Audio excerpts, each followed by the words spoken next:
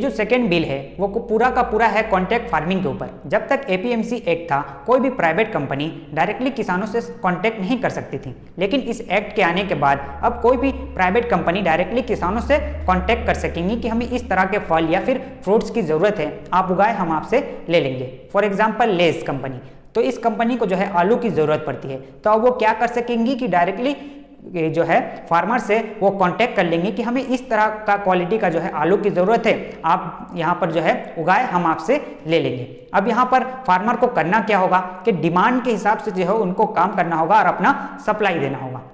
तो इस एक्ट के आने का जो मेन मकसद है वो ये है कि किसानों को एम्पावरमेंट मिल सके और उनको जो है प्रोटेक्ट किया जा सके। और यहाँ पर एक एग्रीमेंट बनाया जाएगा किसान और प्राइवेट कंपनी के बीच, और यहाँ पर किसानों को एक एश्योरेंस प्रोवाइड किया जाएगा, जैसे कि एमएसपी में हमें देखने को मिलता है। और यहाँ पर जो है उनको फार्म सर्विसेज प्रोवाइड की जाएंगी। तो इस एक्ट का जो मेन प्रोविजन है वो ये है कि यहाँ पर एक एग्रीमेंट होगा किसान और स्पॉन्सर के बीच में, और ये जो एग्रीमेंट होगा वो मैक्सिमम एक फसल या फिर 5 साल तक का किया जा सकता है। और यहाँ पर स्पॉन्सर फार्म प्रोड्यूस और सर्विसेज के नाम पर किसानों को बहुत सारी चीज़ें प्रोवाइड करेगा। फॉर एग्जांपल बायो पेस्टिसाइड, या फिर अपना साइंटिस्ट भेज देगा, या फिर सीड्स वगैरह जो है किसानों को प्रोवाइड कर सकता है। और यहाँ पर एक मॉडल कॉन्ट्रैक्ट होगा जहाँ पर सरकार टाइमली जो है अपना गाइडेंस देती रहेगी। लेकिन यहाँ पर इस एक्ट में ये कहा गया है कि एक मॉडल कॉन्ट्रैक्ट होगा, यहाँ पर मस्ट नहीं किया गया है। हालांकि यहाँ पर मस्ट ये बोलना चाहिए था कि एक मॉडल कॉन्ट्रैक्ट ही होगा, क्योंकि प्राइवेट कंपनी का जो लीगल टीम होता है वो काफ़ी मजबूत होता है। तो यहाँ पर मॉडल कॉन्ट्रैक्ट जो है मस्ट करना चाहिए ताकि जो है किसानों को आसानी हो सके। और जो प्राइस फिक्सिंग मैकेनिज्म है वो फिक्स और फ्लेक्सिबल दोनों रखा गया है, तो ये भी काफ़ी अच्छी बात है। फॉर एग्जांपल अगर 6 महीने पहले कोई कंपनी किसान के पास आती है कि हम आपका आलू 20 रुपया पर केजी जो है खरीद लेंगे, अब जो है कॉन्ट्रैक्ट हो गया। अब 6 महीना बाद जब आलू जो है निकलेगा तो उस वक्त देखा गया कि जो आलू का प्राइस है वो बढ़ करके 40 रुपया हो गया है। तो अब यहाँ पर कंपनी को जो है 20 रुपया जो है वो फिक्स किया था वो भी देना होगा, और बोनस जो है 20 रुपया और प्रोवाइड करना पड़ेगा। तो ये जो प्राइस फिक्सिंग मैकेनिज्म है, फिक्स है और फ्लेक्सिबल है, ये दोनों है, यानी ये काफ़ी अच्छी बात है किसानों के लिए।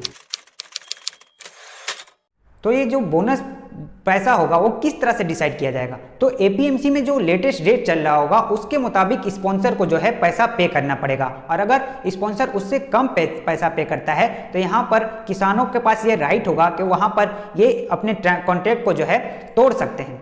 उसके बाद इसमें ये लिखा गया है, आप बहुत सारे किसानों को ये कहते हुए टीवी पे सुने होंगे कि इस एक्ट के आने के बाद उनकी जो ज़मीन होगी, जो लैंड होगी, उस पर जो है कब्जा कर लिया जाएगा, उनसे छीन लिया जाएगा। लेकिन इस एक्ट में जमीन का कोई जिक्र नहीं किया गया है। यहाँ पर मैं गवर्नमेंट या फिर किसी का पक्ष नहीं ले रहा हूँ, इस एक्ट में जो लिखा हुआ है मैं वही आपको जो है पढ़कर सुना रहा हूँ। इस एक्ट में दरअसल ये लिखा गया है कि अगर किसानों की ज़मीन पर कोई परमानेंट स्ट्रक्चर खड़ा कर लिया जाता है, अब क्या है कि किसानों को लगा कि हमें इस स्ट्रक्चर को हटाना है, तो इसे हटाने का सारा जो खर्च है वो जो है प्राइवेट कंपनी यानी प्राइवेट कंपनी सहेगी। और अगर यहाँ पर प्राइवेट कंपनी बोल रही है कि हम इस स्ट्रक्चर को जो है रखना चाहते हैं या फिर हम नहीं हटाएंगे, तो ये जो प्रॉपर्टी होगी, सारी की सारी जो प्रॉपर्टी है वो किसान के अंडर में चल जाएगी।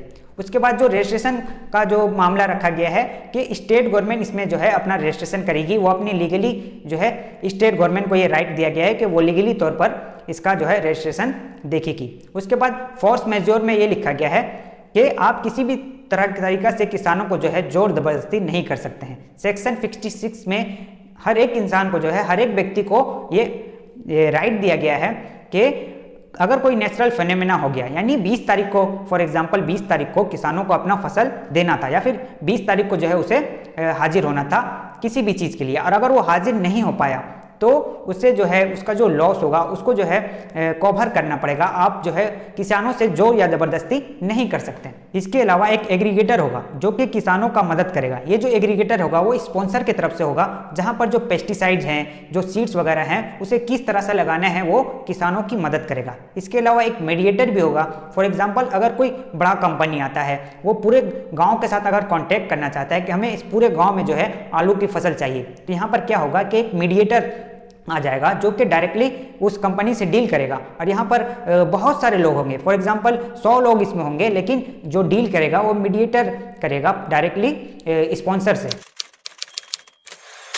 अब बात करें इस एक्ट के मेरिट्स पॉइंट्स की, फायदे की, तो सबसे पहला फायदा ये होगा कि किसानों को प्री ऑर्डर आना स्टार्ट हो जाएगा। जैसा कि हम अदर इंडस्ट्री में देखने को मिलता है कि वहां पर जो है पहले से ही बता दिया जाता है कि हमें इस चीज की जरूरत है, हमें इस चीज का डिमांड है। तो अब किसानों को भी जो है प्री ऑर्डर आना स्टार्ट हो जाएगा कि हमें इस तरह के वेजिटेबल्स या फिर फ्रूट्स की जरूरत है। इसके अलावा यहाँ पर एक बेटर कॉम्पिटिशन देखने को मिलेगा, जहां पर इंडिया में इनोवेशन हमें देखने को मिल जाएगा, तरह तरह के हम नई चीज़ें उगाने लगेंगे यहाँ पर। और उसके अलावा जो है यहाँ पर ऑर्गेनिक फार्मिंग भी हमें देखने को मिलेगी। और सबसे अच्छी चीज़ होगी इस एक्ट के आने के बाद कि हमारा क्रॉप का जो पैटर्न होता है, फसलों का जो पैटर्न होता है वो चेंज हो जाएगा, क्योंकि ग्रीन रेवोल्यूशन आने के बाद सबसे ज़्यादा जो कंजम्पशन होता है वो वाटर का होता है। और बहुत सारे इंटरनेशनल रिफॉर्म ने ऑलरेडी इंडिया को नोटिफाई कर दिया है कि यहाँ पर जो है क्रॉप के पैटर्न को चेंज करना काफ़ी ज़रूरी है, क्योंकि एपीएमसी एक्ट जब था तो किसान जो है मजबूरन सेम ही फसल को जो है एक ही फसल को लगातार एक जमीन पर उगा रहे थे, और ऐसे में वहाँ की जो जमीन है वो बंजर होने का उस पर जो है खदशा था। तो इस एक्ट के आने के बाद जो क्रॉप का पैटर्न होगा वो यहाँ पर चेंज हमें देखने को मिलेगा, तो ये काफ़ी अच्छी बात है। अब अंत में बात करें अपने कंसर्न की कि क्या क्या चीज़ें सोचने वाली हैं, तो सबसे पहला ये कि ये जो एक्ट पास किया गया है इसमें किसी भी तरह का जो है कोर्ट का इंटरवेंशन शामिल नहीं किया गया है। अगर कोई भी डिस्प्यूट होता है तो सारा का सारा जो राइट है वो एसडीएम और कलेक्टर को दे दिया गया है। और आप यहाँ पर जानते हैं कि किसी भी एसडीएम या कलेक्टर को खरीदना कितना आसान है। यहाँ पर गवर्नमेंट को कोर्ट को इसमें लाना चाहिए था, क्योंकि कोर्ट आखिर में कोर्ट होता है। उसके अलावा यहाँ पर किसी भी किस्म का कोई सिक्योरिटी प्रोवाइड नहीं किया जा रहा है, जैसे कि हमें एपीएमसी में देखने को मिलता है कि वहाँ पर किसी भी तरह का कोई चीज़ होता है तो उसका वीडियो रिकॉर्डिंग होता है, ताकि किसानों को जो है किसी भी तरह से फ्रॉड या फिर चीटिंग ना किया जा सके।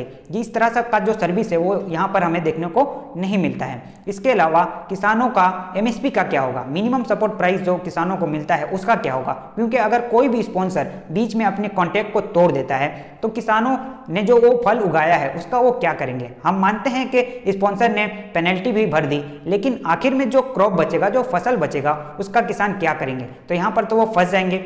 और इसके अलावा जो लीगल टीम है वो उसका जो प्राइवेट कंपनी जो होती हैं उनका जो लीगल टीम होता है वो काफ़ी मजबूत होता है। और यहाँ पर गवर्नमेंट ने किसी भी तरह का कोई मॉडल कॉन्ट्रैक्ट को जो है कंपलसरी नहीं किया है। यहाँ पर गवर्नमेंट को ने ये कहा है कि एक मॉडल कॉन्ट्रैक्ट हो सकता है, नहीं भी हो सकता है। यहाँ पर गवर्नमेंट को जो है कंपलसरी एक मॉडल कॉन्ट्रैक्ट बनाना चाहिए था कि जो भी कॉन्ट्रैक्ट होगा वो इस फॉर्म के आधार पर होगा, इस कॉन्ट्रैक्ट के आधार पर होगा, ताकि जो है किसानों को किसी भी तरह का कोई प्रॉब्लम फेस नहीं करना पड़े।